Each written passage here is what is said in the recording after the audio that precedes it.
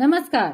हिंदी कौशल channel में आप सभी का स्वागत है। मैं एक बार पुनः प्रस्तुत हूँ आप सभी के समक्ष अपनी एक नई कक्षा में एक नए शीर्षक के साथ। और आज की कक्षा में मैं आप सबके लिए लेकर आ रही हूँ भवानी प्रसाद मिश्र जी द्वारा रचित घर की याद कविता के आगे के पद्यांश। तो आज की कक्षा की शुरुआत भी करेंगे काव्य पाठ से। तो आइए पढ़ते हैं घर की याद कविता के पद्यांश। चार भाई चार बहिनें, भुजा भाई प्यार बहिनें, खेलते या खड़े होंगे, नजर उनको पड़े होंगे। पिताजी जिनको बुढ़ापा एक क्षण भी नहीं व्यापा, रो पड़े होंगे बराबर पांचवे का नाम लेकर। यह एक भावनात्मक कविता है जिसमें कवि भवानी प्रसाद मिश्र जी ने अपने परिवार के प्रति, अपने माता पिता, अपने भाई बहनों के प्रति अपने भाव प्रकट किए हैं। तो इससे पहले कि हम आगे बढ़े, आइए एक दृष्टि डालते हैं इस पद्यांश के मध्य आए शब्दार्थ पे। शब्दार्थ कुछ इस प्रकार से होंगे। भुजा, बाह, क्षण, पल, व्यापा, व्याप्त हुआ। शब्दार्थ के बाद अब आगे बढ़ेंगे प्रसंग की ओर। प्रसंग इस प्रकार से है। भारत छोड़ो आंदोलन के दौरान कारागार में बंद कवि अपने परिवार के समस्त सदस्यों को याद कर भाव विह्वल हो उठता है।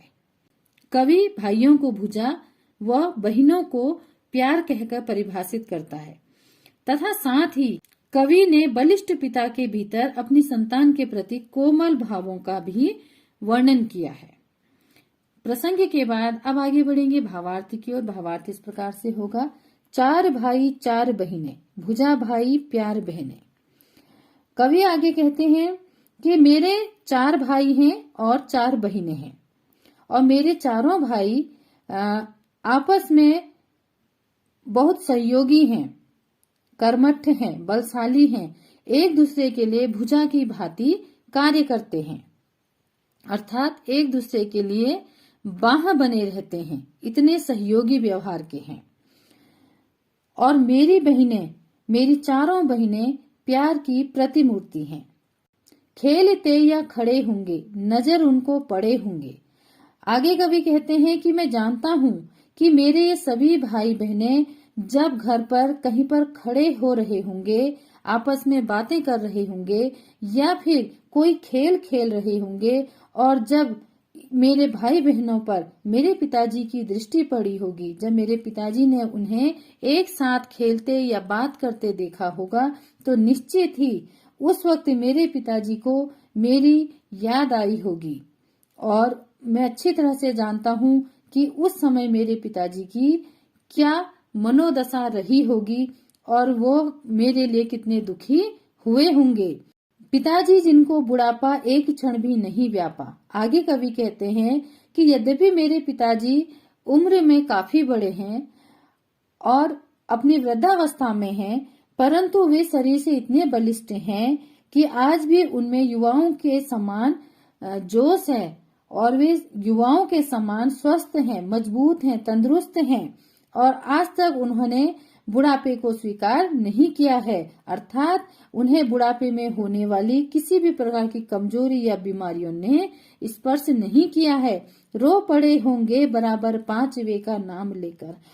और जब मेरे पिताजी ने मेरे चारों भाई बहनों को एक साथ खड़े देखा होगा, एक साथ बातें करते हुए देखा होगा या खेलते देखा होगा, तो निश्चित ही वे मुझे अर्थात मुझ पांचवे पुत्र को घर में न पाकर मेरी अनुपस्थिति में मुझे याद कर रो पड़े होंगे। भावार्थ के बाद अब हम आगे बढ़ेंगे भाव सौंदर्य की ओर। भाव सौंदर्य इस प्रकार से है। प्रस्तुत पद में काव्य सृजन कौशल के साथ ही कवि के निजता का भाव भी दर्शनीय है, जिसमें कवि ने अपने संयुक्त परिवार में भाई बहनों के प्रेम और लगाव से रहने का भाव प्रकट किया है। स्वस्थ व बलिष्ठ शरीर के भीतर भावुक पिता का हृदय जो अपने पुत्र को याद कर रोने लगता है, ऐसे हृदय से पाठकों को मिलवाया है। यहाँ कवि ने अपने परिवार के माध्यम से उदाहरण स्वरूप एक आदर्श परिवार को प्रस्तुत किया है। भाव सौंदर्य के बाद अब हम आगे बढ़ेंगे शिल्प सौंदर्य की ओर। शिल्प सौंदर्य इस प्रकार से है। भुजा भाई में अनुप्रास अलंकार है। भाई के लिए भुजा की उपमा सुंदर सटीक बन पड़ी है। भाषा शैली में अनुभूति व अभिव्यक्ति की क्षमता स्पष्ट दिखाई देती है। छोटे वाक्यों में तुकों का निर्वाह कुशलता पूर्वक किया गया है। इसी के साथ यह पद्यांश यहीं समाप्त होता है। अब हम आगे बढ़ेंगे अगले पद्यांश की ओर और सबसे पहले काव्य पाठ करते हैं। पांचवा मैं हूँ अभागा, जिसे सोने पर सुहागा, पिताजी कहते रहे हैं, प्यार में बहते रहे हैं। आज उनके स्वर्ण बेटे, लगे होंगे उन्हें हेटे, क्योंकि मैं उन पर सुहागा, बधा बैठा हूँ अभागा। काव्य पाठ के बाद आइए एक दृष्टि डालते हैं शब्दार्थ पे। शब्दार्थ इस प्रकार से हैं। अभागा, जिसका भाग्य अच्छा ना हो, सोने पर सुहागा, अत्यधिक अच्छा होना, प्यार में बहते, भाव विभोर होना, स्वर्ण सोना, हेटे छोटे या तुच्छ। शब्दार्थ के बाद आगे बढ़ेंगे प्रसंग की ओर। प्रसंग इस प्रकार से है। सन 1942 के भारत छोड़ो आंदोलन में सक्रिय भूमिका निभाते हुए कवि कारागार में बंद है। कवि अपने परिवार को याद कर व्याकुल है। इस पद्यांश में कवि ने अपने पिता के अपार स्नेह को याद करते हुए सभी भाइयों से दूर अनुभव कर स्वयं को अभागा कहा है। प्रसंग के बाद अब हम आगे बढ़ेंगे भावार्थ की ओर। भावार्थ इस प्रकार से है। पांचवा मैं हूँ अभागा, जिसे सोने पर सुहागा, पिताजी कहते रहे हैं, प्यार में बहते रहे हैं। आगे कवि कहते हैं कि मैं उनका पांचवा बेटा हूँ और मैं बड़ा ही दुर्भाग्यशाली हूँ। मैं बहुत अभागा हूँ, क्योंकि आज सभी भाई बहन माता पिता के साथ परिवार में हैं और मैं यहाँ कारागार में अकेला हूँ, एकांकी हूँ और मुझे आज सबकी याद आ रही है। मैं जानता हूँ कि पिताजी ने हमेशा मुझे सोने पर सुहागा कहा है। वे अपने चारों पुत्रों को स्वर्ण कहते हैं और मुझे सोने पर सुहागा, अर्थात वे मुझे सबसे अधिक प्यार करते हैं। मैं उनके सबसे अधिक करीब हूँ और वे हमेशा मुझे सबसे ज्यादा स्नेह किया करते हैं। आज उनके स्वर्ण बेटे, लगे होंगे उन्हें हेटे। आगे कवि कहते हैं कि आज वही चार पुत्र जिन्हें वे स्वर्ण के समान योग्य कहते हैं, वही बेटे उनके पास होते हुए भी उन्हें प्रिय नहीं लग रहे होंगे और आज वही उन्हें बहुत अधिक छोटे प्रतीत हो रहे होंगे, क्योंकि मैं उन पर सुहागा, बधा बैठा हूँ अभागा। क्योंकि आज मैं उनका सबसे प्यारा, सबसे दुलारा बेटा, उनका सबसे योग्य पांचवा बेटा, उनसे दूर यहाँ कारागार में दिन काट रहा हूँ। इसलिए उन्हें आज अपने वे चारों स्वर्ण के समान पुत्र प्रिय नहीं लग रहे होंगे, क्योंकि जिसे वह सोने में सुहागा कहा करते थे, अर्थात उन चारों में श्रेष्ठ और योग्य समझते थे, जो मैं उनका सबसे प्रिय बेटा था, मैं आज उन सब से दूर यहाँ कारागार में एकांकी जीवन व्यतीत कर रहा हूँ। भावार्थ के बाद अब हम आगे बढ़ेंगे भाव सौंदर्य की ओर। भाव सौंदर्य इस प्रकार से है। इस पद में कवि ने अपने और अपने पिता के मध्य के गहरे प्रेम को व्यक्त किया है। पद से ज्ञात होता है कि कवि के पिताजी उन्हें ही अपना सबसे श्रेष्ठ योग्य बेटा मानते हैं और यह कवि अपना परम सौभाग्य मानता है कि स्वतंत्रता आंदोलन में भाग लेने के कारण वह जेल गया। उसने राष्ट्र के प्रति अपना कर्तव्य निभाया, परंतु परिवार से दूर जेल में बंद होने की बात कहकर कवि ने परिवार के प्रति अपना स्नेह प्रकट किया है तथा स्वयं को परिवार से दूर अभागा कहकर परिवार के प्रति अटूट प्रेम का परिचय दिया है। भाव सौंदर्य के बाद अब हम आगे बढ़ेंगे शिल्प सौंदर्य की ओर। शिल्प सौंदर्य इस प्रकार से है। जिसे सोने पर सुहागा, कहते रहे हैं, बहते रहे हैं, लगे होंगे, बधा बैठा में अनुप्रास अलंकार की छटा दर्शनीय होती है। पद की भाषा मुहावरेदार है। पद में सोने पर सुहागा मुहावरे का कुशल प्रयोग किया गया है। छोटे छोटे वाक्यों और तुकांत शब्दों से कविता में आकर्षण आया है। कविता की भाषा सरल, सहज, प्रवाहपूर्ण, भावाव्यक्ति में सक्षम है।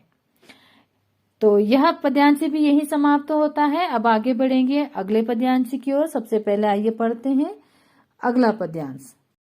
और माँ ने कहा होगा, दुख कितना बहा होगा, आंख में किस लिए पानी, वहाँ अच्छा है भवानी।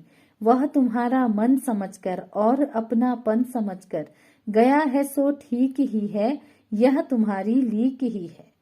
भावार्थ जानने से पहले ये दृष्टि डालते हैं इस पद के मध्य आए कठिन शब्दों पर। कठिन शब्द बहुत अधिक नहीं है। अपनापन, अपनत्व, लीक, मर्यादा या परंपरा। शब्दार्थ के बाद आगे बढ़ते हैं प्रसंग की ओर। प्रसंग इस प्रकार से है। सन 1942 के स्वतंत्रता आंदोलन के दौरान कवि कारागार में है। वहां अपने परिजनों को याद कर कवि का भावुक मन अनेक प्रकार की कल्पनाएं करता है। कवि सोचता है कि उसके पिता उसे याद कर रो पड़े होंगे और उन्हें भावुक होता देख माँ पिताजी को धैर्य बंधाती होगी। प्रसंग के बाद अब बारी आती है भावार्थ की। भावार्थ इस प्रकार से है। और माँ ने कहा होगा, दुख कितना बहा होगा। आगे कवि कहते हैं कि जब पिताजी मुझे याद करके दुखी हो गए होंगे और सभी भाई बहनों को एक साथ देखकर, उन सभी के मध्य मुझे अनुपस्थित देखकर वह मुझे याद कर रो पड़े होंगे, तब उन्हें रोता हुआ देखकर माँ ने पिताजी को ढांढस बताते हुए कहा होगा कि आप अपने 5वें बेटे भवानी को याद कर क्यों रो पड़े हैं? क्यों आपकी आंखों में यह आंसू हैं? आखिर इतना दुख आप क्यों कर रहे हैं? आंख में किस लिए पानी? वहां अच्छा है भवानी। आपकी आंखें उसे याद कर क्यों भर आई हैं?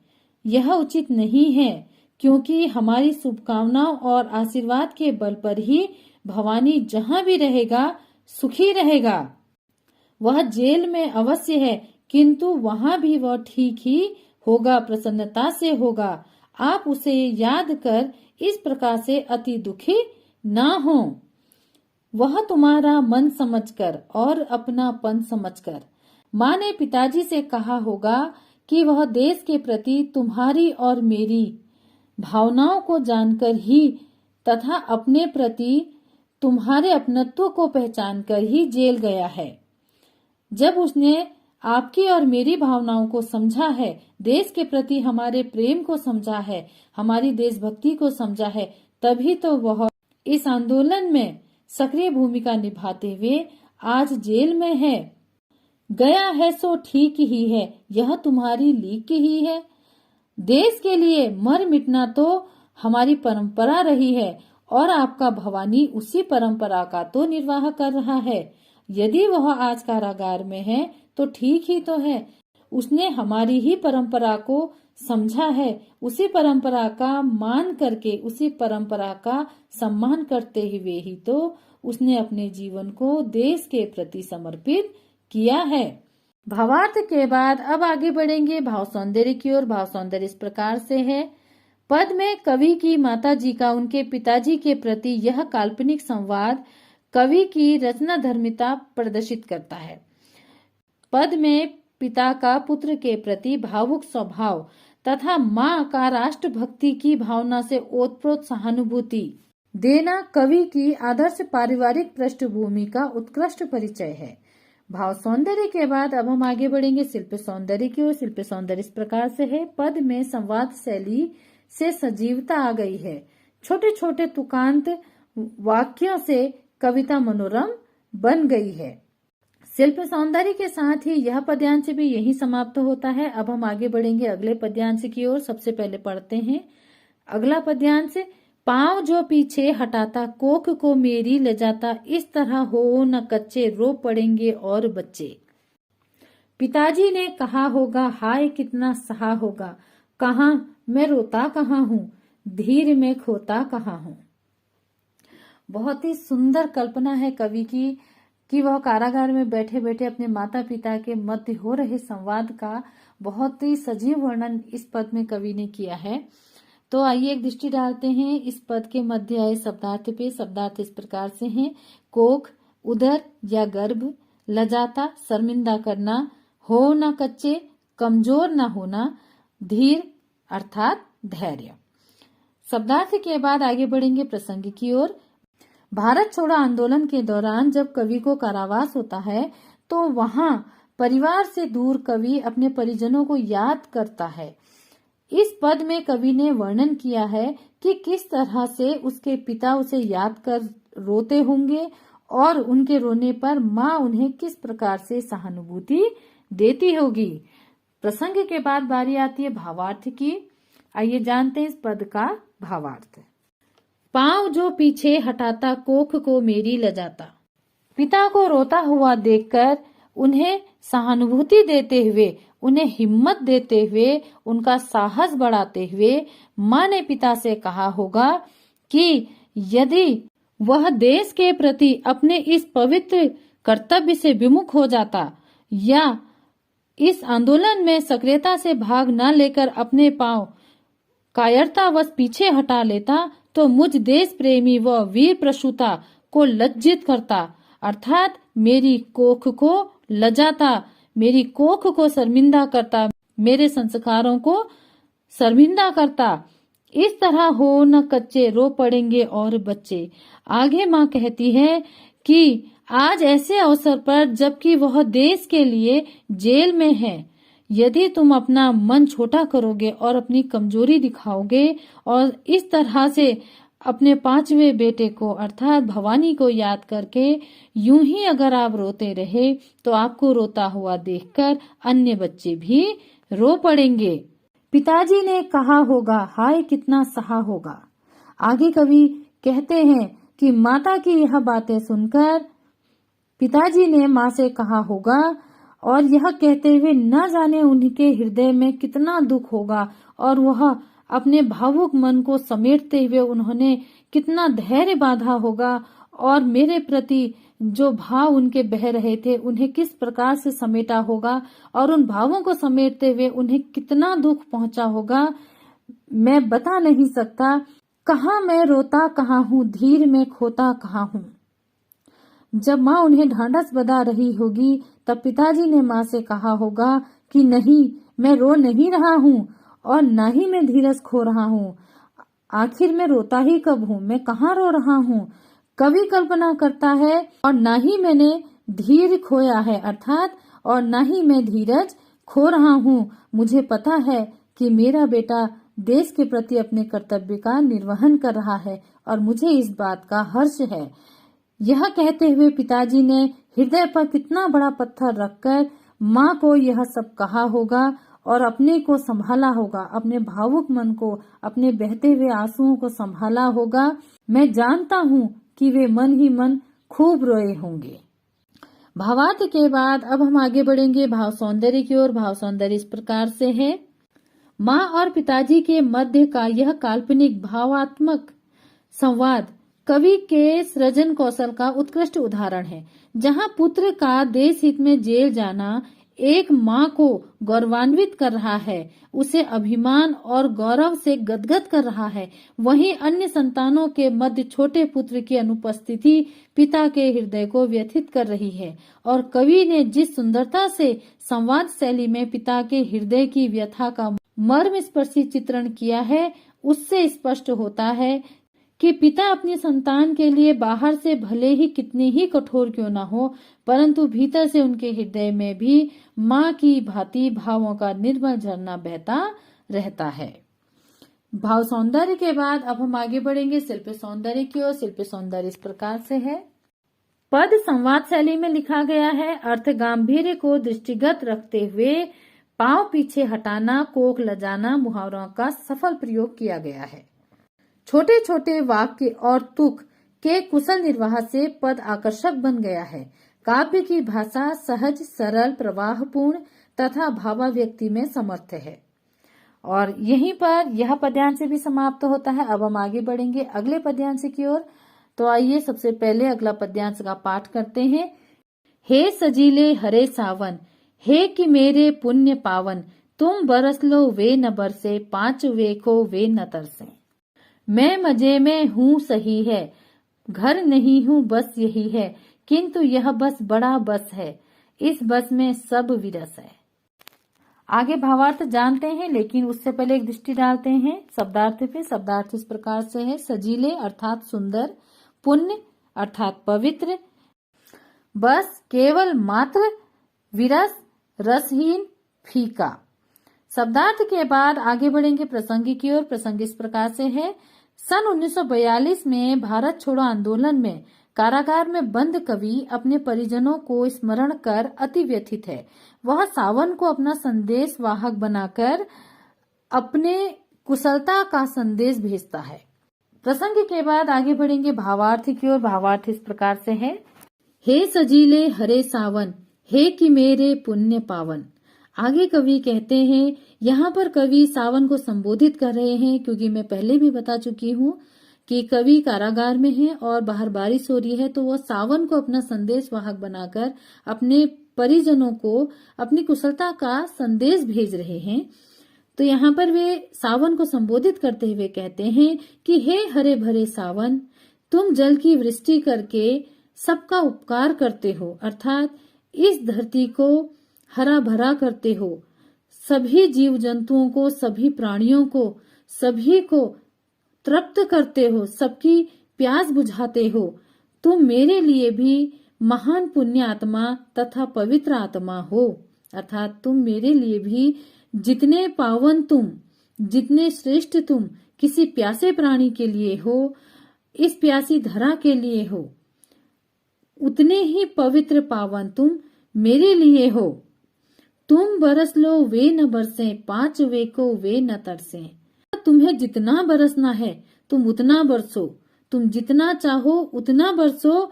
तुम्हारे जल बरसाने से सारे जगत का भला होता है और तुम्हारे जल वर्षा से मैं भी अति प्रसन्न हूँ। परंतु मुझे इस बात की चिंता है कि तुम्हारे इस जल बरसाने से कहीं मेरे पिताजी मुझे याद कर आंसू न बहाने लगे।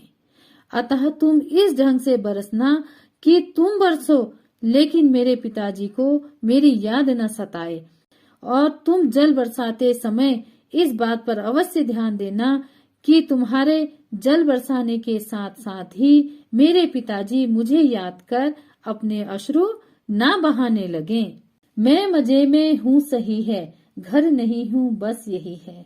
आगे वह सावन को अपना संदेश वाहक बनाकर सावन के द्वारा अपने पिताजी को अपना संदेश भिजवाते हैं। वे कहते हैं कि हे सावन, हे पुण्य सावन, तुम जाकर मेरे पिताजी से कहना और मेरे पिताजी को मेरे बारे में बताना कि भवानी जेल में बहुत मजे में है और वह बहुत खुशी से अपने दिन व्यतीत कर रहा है। इसलिए आप उसकी तनिक भी चिंता ना करें और उसे याद कर दुखी न हो, अपने अश्रु न बहाएं। भवानी को केवल एक ही कमी खलती है कि वह घर पर आप सबके साथ नहीं है, किंतु यह बस बड़ा बस है, इसी बस में सब विरस है। इतना कहकर कवि स्वयं में खो सा जाता है और स्वयं से कहने लगता है, कहने को तो मैंने कह दिया कि मैं यहाँ बहुत मजे में हूँ, बस इतना ही है कि मैं घर पर नहीं हूँ। परंतु यह बस कहना, यह बस कोई छोटी सी बात नहीं है। इस एक बस में मेरे सारे जीवन का एकांकीपन छिपा हुआ है। यही वियोग मेरे जीवन का सबसे बड़ा दुख है, सबसे बड़ी कमी है। मैं घर के वियोग का कष्ट झेल नहीं पा रहा हूँ। भावार्थ के बाद आगे बढ़ेंगे भाव सौंदर्य की ओर। भाव सौंदर्य इस प्रकार से है। पद में कवि ने सावन को अपना संदेश वाहक बनाया है। काव्य जगत में सावन को, बादलों को, हवा को और पंछियों को अपना दूत बनाकर प्रेमी प्रेयसी को संदेश भेजने की पुरानी परंपरा है। कवि ने भी इसी परंपरा का निर्वाह किया है, परंतु यहाँ एक अंतर के साथ एक नवीनता यह है कि कवि ने सावन को दूत बनाकर पिता के लिए संदेश भेजा है। पिता के लिए भेजे गए संदेश से पद में मार्मिकता आ गई है। कवि का यह कहना कि पिताजी से कहना मैं यहाँ मजे से हूँ, मुझे स्मरण कर मेरे लिए वे ना तरसें, बस इतना ही है कि मैं उनके समक्ष नहीं हूँ, घर से दूर रहने का वियोग अवश्य ही है, परंतु मैं बहुत मजे में हूँ। यहाँ कवि अपने पिता की मन स्थिति का अनुभव कर आत्मिक रूप से उन्हें मन ही मन सहानुभूति देने का प्रयास कर रहा है। वह दूर रहकर भी अपने पिता के दुख को अनुभव कर रहा है। यह पिता पुत्र के मध्य के स्नेह विश्वास को प्रकट कर रहा है। आगे बढ़ेंगे शिल्पी सौंदर्य की ओर। पुण्य पावन मैं मजे में हूँ सही है, नहीं हूँ यही है, बस बड़ा बस इसी बस में सब विरस। में अनुप्रास अलंकार है। पद में संबोधन शैली का प्रयोग किया गया है। बरस शब्द का प्रयोग दो प्रकार से किया गया है और दोनों ही प्रकार में अलग अलग अर्थ है। यहाँ बरस से तात्पर्य सावन के बरसने से है तथा बरसे का तात्पर्य रोने से है। अतः बरसे का लाक्षणिक प्रयोग किया गया है। बस के दो अर्थ हैं, वश में या नियंत्रण, मात्र केवल। छोटे छोटे वाक्य और तुकों के प्रयोग ने पाठकों का ध्यान अपनी ओर आकर्षित किया है। इसी के साथ यह पद्यांश भी यही समाप्त होता है। अब हम आगे बढ़ेंगे अगले पद्यांश की ओर और सबसे पहले पद का पाठ करते हैं। किंतु उनसे यह न कहना, उन्हें देते धीर रहना, उन्हें कहना लिख रहा हूँ, उन्हें कहना पढ़ रहा हूँ, काम करता हूँ कि कहना, नाम करता हूँ कि कहना, चाहते हैं लोग कहना, मत करो कुछ शोक कहना। बहुत ही भावनात्मक संदेश कवि ने अपने पिता के लिए सावन के हाथों भेजा है। इस पद का भाव जानने से पहले आइए एक दृष्टि डालते हैं शब्दार्थ पे। शब्दार्थ इस प्रकार से हैं, धीर अर्थात धीरज, शोक अर्थात दुख। शब्दार्थ के बाद आगे बढ़ेंगे प्रसंगी की ओर। प्रसंग इस प्रकार से है, सन 1942 में भारत छोड़ो आंदोलन में अपनी सक्रिय भूमिका का निर्वहन करते हुए कवि को कारावास हुआ। कारावास के दौरान कवि अपने परिजनों को बहुत याद कर रहा है। विशेषकर उसे अपने पिताजी की बहुत याद आ रही है और इस पद में अपने पिता को याद करते हुए कवि सावन को संदेशवाहक बनाकर अपने परिवार को अपनी कुशलता का संदेश भेजता है। प्रसंग के बाद आगे बढ़ेंगे पद के सबसे महत्वपूर्ण अंग अर्थात भावार्थ की ओर। भावार्थ इस प्रकार से है, किंतु उनसे यह न कहना, उन्हें देते धीर रहना। कवि सावन से प्रार्थना कर रहा है कि हे सावन, तुम मेरे पिताजी के सामने मेरी यह वास्तविकता का वर्णन मत करना। उन्हें मेरे बारे में यह सब मत बता देना कि मैं यहाँ निराश हूँ, दुखी हूँ और उन्हें याद कर रहा हूँ, क्योंकि यह सुनकर उन्हें निराशा होगी और उन्हें निश्चय ही दुख पहुँचेगा। इसके विपरीत तुम उन्हें भरपूर धीरज देना, उन्हें धीरज बंधाना कि उनसे यही कहना कि मैं यहाँ बिल्कुल सकुशल हूँ, उन्हें कहना लिख रहा हूँ, उन्हें कहना पढ़ रहा हूँ। हे सावन, तुम मेरे पिताजी से कहना कि तुम्हारा बेटा भवानी जेल में खूब पढ़ लिख रहा है, काम करता हूँ कि कहना, नाम करता हूँ कि कहना। और हे सावन, तुम पिताजी से कहना कि भवानी जेल में रहकर भी काम करता है, खूब काम करता है। वह ऐसे कामों में स्वयं को व्यस्त रखता है जिनसे वह अपना और आपका नाम ऊंचा कर सके। चाहते हैं लोग कहना, मत करो कुछ शोक कहना।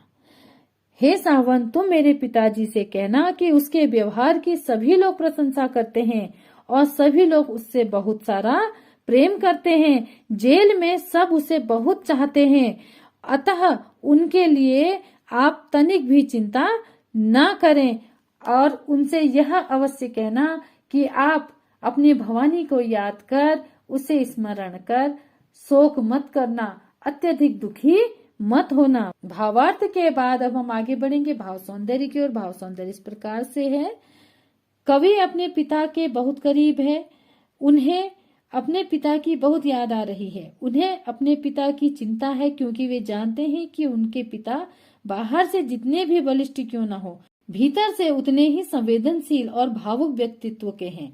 इसलिए वह सावन से कहते हैं कि हे सावन, पिताजी को उनकी वास्तविक स्थिति न बताना। कवि की पिता के प्रति यह स्नेह की दृष्टि से यह पद और भी अधिक मार्मिक बन गया है। अपने कष्ट को भूलकर कवि का पिता के प्रति यह संवेदनशील व्यक्तित्व कवि को एक आदर्श पुत्र के रूप में दर्शाता है। भाव सौंदर्य के बाद आगे बढ़ेंगे शिल्प सौंदर्य की ओर। प्रकृति से मेघ पंछी सावन को दूध बनाकर संदेश भेजना कवि द्वारा काव्य जगत की इस पारंपरिक परंपरा का निर्वहन बखूबी किया गया है। प्रत्येक पंक्ति में कहना शब्द की आवृत्ति से पिता को संदेश भेजने की कवि की व्यग्रता स्पष्ट दिखाई देती है। पद में अनुप्रास की छटा दर्शनीय है। पद की भाषा सामान्य बातचीत की सरल, सहज, अनुभूति परक व भावाभिव्यक्ति में समर्थ है। इस पद की समाप्ति के साथ ही हम आगे बढ़ेंगे अगले पद्यांश की ओर। आगे पद्यांश का पाठ करते हैं। और कहना मस्त हूँ मैं, कातने में व्यस्त हूँ मैं, वजन 70 शेर मेरा और भोजन ढेर मेरा, कूदता हूँ खेलता हूँ, दुख डटकर ठेलता हूँ, और कहना मस्त हूँ मैं, यूं न कहना अस्त हूँ मैं। पद्यांश पाठ के बाद बारी आती है शब्दार्थ की। शब्दार्थ इस प्रकार से है, मस्त मजे में कातने, चरखे में कपास से धागा बनाना। 70 यदि हम अंकों में बात करें तो 70 को 70 कहा जाता है। शेर वजन की एक माप, डटकर दृढ़ता के साथ, ठेलता ढकेलना, अस्त्र डूबा हुआ। यो यूं। शब्दार्थ के बाद आगे बढ़ेंगे प्रसंग की ओर। प्रसंग इस प्रकार से है, सन 1942 में भारत छोड़ो आंदोलन के दौरान कवि को कारागार में बंद रहना पड़ा था। उस समय उन्हें परिवार से दूर अपने प्रियजनों की बहुत याद सताती थी। विशेषकर कवि को अपने पिताजी की याद बहुत आती थी। पुत्र वियोग में व्यथित पिता की पीड़ा को दूर करने के लिए कवि सावन को संदेशवाहक बनाकर उन्हें अपने बारे में बताता है और इस पद में कवि ने सावन के माध्यम से पिता को धैर्य बधाते हुए भेजे गए संदेश का वर्णन किया है। प्रसंग के बाद अब हम आगे बढ़ेंगे भावार्थ की ओर। और कहना मस्त हूँ मैं, कातने में व्यस्त हूँ मैं। आगे कवि सावन के हाथ संदेश भेजते हुए सावन से कहते हैं, हे सावन, तुम मेरे पिता के पास जाकर उनसे कहना कि तुम्हारा बेटा जेल में बहुत मजे में है। वह वहाँ पर गांधी जी के निर्देशानुसार चरखा चलाता है। वजन 70 शेर मेरा और भोजन ढेर मेरा। आगे कवि कहते हैं कि हे सजीले सावन, हे पुण्य प्रताप सावन, तुम मेरे पिताजी के पास जाकर उनसे कहना उसका वजन 70 शेर हो गया है और वह खूब खाना खाता पीता है। कूदता हूँ, खेलता हूँ, दुख डटकर ठेलता हूँ। आगे कवि कहते हैं कि हे सजीले पुण्य प्रताप सावन, तुम मेरे पिताजी के पास जाकर कहना कि भवानी जेल में खूब मजे में है। वह वहाँ खेलता है, कूदता भी है और दुख को तो वह अपने पास भी नहीं आने देता है। और कहना मस्त हूँ मैं, यो न कहना अस्त हूँ मैं। हे सावन, पिताजी से तुम यही कहना कि भवानी जेल में खूब मस्त है, वह वहाँ खुश है और मस्त बना रहता है। किंतु हाँ, गलती से भी वहाँ उनसे यह न कह देना कि भवानी बहुत अधिक उदास है। भावार्थ के बाद आगे बढ़ेंगे भाव सौंदर्य की ओर। भाव सौंदर्य इस प्रकार से है, इस पद्यांश में कवि का अपने पिता के प्रति अपार प्रेम, स्नेह व आदर अभिव्यक्त हुआ है। परिवार से दूर कारागार में कवि को प्रतिपल उसके पिता की स्मृतियां सताती रहती हैं। कवि पिता के बहुत करीब है, इसलिए वह जानता है कि अभी उसकी अनुपस्थिति में पिता अत्यंत भावुक हो गए होंगे। अपने पिता के दुख को दूर करने हेतु वह सावन को दूत बनाकर पिता को संदेशा भेज रहा है। इस प्रकार से परिजनों के प्रति संवेदनशील मन से संदेशा भेजना कवि के कोमल मन को परिभाषित करता है तथा साथ ही पिता पुत्र के असीम प्रेम को उदाहरण स्वरूप प्रस्तुत करता है। भाव सौंदर्य के बाद अब आगे बढ़ेंगे शिल्प सौंदर्य की ओर। शिल्प सौंदर्य इस प्रकार से है, पद्यांश की भाषा सामान्य बोलचाल की सरल, सहज व प्रवाहपूर्ण है। 70 शेर मेरा ढेर मेरा में अनुप्रास की छटा द्रष्टव्य होती है। अस्त होना, डटकर ठेलना, मुहावरों का कुशल प्रयोग किया गया है। छोटे छोटे वाक्यों व तुकांत शब्दों से पद्यांश में गतिशीलता आई है। इसी के साथ यह पद्यांश भी यही समाप्त होता है। अब हम आगे बढ़ेंगे कविता के अगले पद्यांश की ओर। सबसे पहले कविता पाठ करते हैं। हाय रे ऐसा न कहना है कि जो वैसा न कहना, कह न देना जागता हूँ, आदमी से भागता हूँ। कह न देना मौन हूँ मैं, खुद न समझूं कौन हूँ मैं। देखना कुछ बक न देना, उन्हें कोई शक न देना। हे सजीले हरे सावन, है कि मेरे पुण्य पावन। तुम बरस लो वे न बरसे, 5 वे को वे न तरसे। बहुत ही सुंदर पद्यांश है। यह कविता के अंतिम पद्यांश है। तो इससे पहले कि हम इस पद्यांश का भाव जाने, एक दृष्टि डालेंगे इसके शब्दार्थ पे। शब्दार्थ इस प्रकार से, मौन, मूक, शांत या चुपचाप। बक, कुछ भी कह देना अर्थात निरर्थक बोलना। शक, संदेह, सजीले, सुंदर। शब्दार्थ के बाद आगे बढ़ेंगे प्रसंग की ओर। प्रसंग इस प्रकार से है, सन 1942 के भारत छोड़ो आंदोलन के दौरान कवि को कारागार में बंद कर दिया गया। कारागार में उन्हें अपने परिवार की बहुत याद आती थी।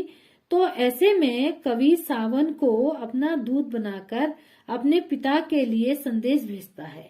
इस पद में कवि ने उसी संदेश का वर्णन किया है कि किस प्रकार से कवि की वास्तविक स्थिति का वर्णन न करके पिता को सावधानी पूर्वक उसकी कुशल क्षेम बतानी है। प्रसंग के बाद आगे बढ़ेंगे भावार्थ की ओर। भावार्थ इस प्रकार से है, हाय रे ऐसा न कहना है कि जो वैसा न कहना।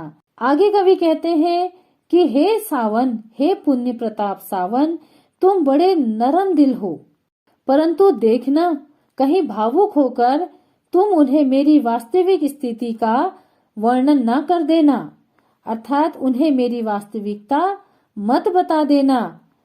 उन्हें वह कुछ भी मत बताना जैसा मैं यहाँ पर हूँ, जितना व्यथित मैं यहाँ पर हूँ, मेरी उस व्यथा का वर्णन पिता के समक्ष मत करना।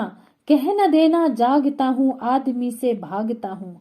हे सावन, तुम कहीं पिताजी के सामने यह न कह देना कि मुझे रात भर नींद नहीं आती है और मैं सारी रात जागता रहता हूँ। मुझे आदमी को देखकर भी भय लगता है और मैं हमेशा आदमियों को देखकर भागता हूँ, उनसे दूर रहने का प्रयास करता हूँ। मुझे आदमी से भय लगता है। मैं हमेशा खोया खोया रहता हूँ और एकांत रहता हूँ और अकेला रहता हूँ।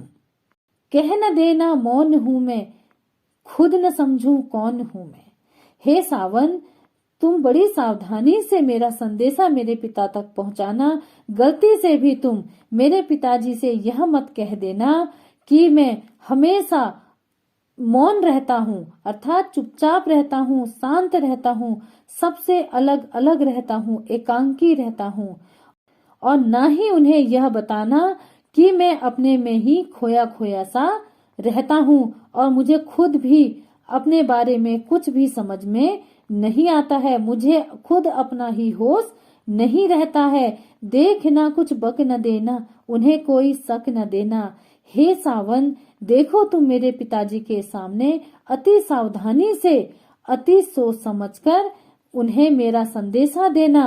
कहीं असावधानी पूर्वक या कहीं जल्दबाजी में तुम कुछ ऐसा ना कह देना कि जिससे उन्हें तुम्हें समझने में शंका हो या उन्हें मेरे विषय में तुम्हारे द्वारा किसी भी प्रकार की वास्तविक स्थिति का पता लग जाए या उन्हें पता चल जाए या उन्हें मेरी वास्तविक स्थिति के विषय में किसी भी प्रकार का कोई संदेह हो, किसी प्रकार का कोई शक हो।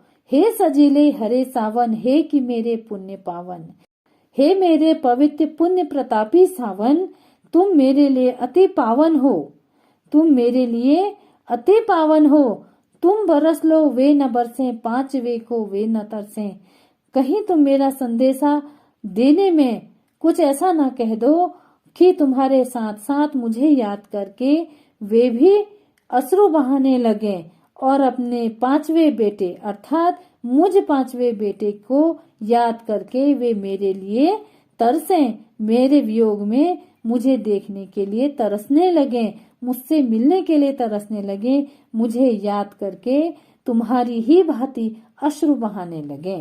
भावार्थ के बाद आगे बढ़ेंगे भाव सौंदर्य की ओर। भाव सौंदर्य इस प्रकार से है, इस पद्यांश से स्पष्ट होता है कि कवि पितृभक्त है, वह पिता के प्रति अत्यंत भावुक है, संवेदनशील है और उनके हृदय में पिता के लिए अथाह प्रेम है। कवि पिता को अपने लिए दुखी नहीं देखना चाहता, इसलिए वह सावन को समझाते हुए कहता है कि पिता के समक्ष तुम मेरी यथास्थिति का वर्णन मत करना, उन्हें सावधानी पूर्वक वही बताना जो मैं कहता हूँ। इस बात से स्पष्ट होता है कि कवि को अपने पिता से असीम प्रेम है। वह अपनी वास्तविक स्थिति बताकर अपने पिता को कष्ट नहीं देना चाहता। पुत्र की पिता के प्रति यह भावना पिता पुत्र के प्रेम का मार्मिक वर्णन करती है। भाव सौंदर्य के बाद अब हम आगे बढ़ेंगे शिल्पी सौंदर्य की ओर। संबोधन शैली से पद में सजीवता आई है। आदमी से भागता हूँ मैं कवि की मानसिक पीड़ा की मार्मिक अभिव्यक्ति हुई है। संपूर्ण कविता में मिश्र जी की सादगी के दर्शन होते हैं। कविता की भाषा अपने अर्थ गांभीर्य के साथ भावाभिव्यक्ति में भी पूर्णतः समर्थ है। और इसी के साथ हमारी घर की याद कविता यहीं पूर्ण होती है। और साथ ही साथ आज की हमारी कक्षा भी यहीं समाप्त होती है। आशा करती हूँ कि आप सभी को घर की याद कविता की संदर्भ सहित व्याख्या पसंद आई होगी। बहुत जल्द प्रस्तुत होती हूँ आप सभी के समक्ष अपनी एक नई कक्षा में एक नए शीर्षक के साथ। तब तक के लिए थोड़ा सा इंतजार। और एक बात जो मैं हमेशा कहती हूँ कि हिंदी हमारी मातृभाषा है, हिंदी भाषा पर गर्व करें। धन्यवाद।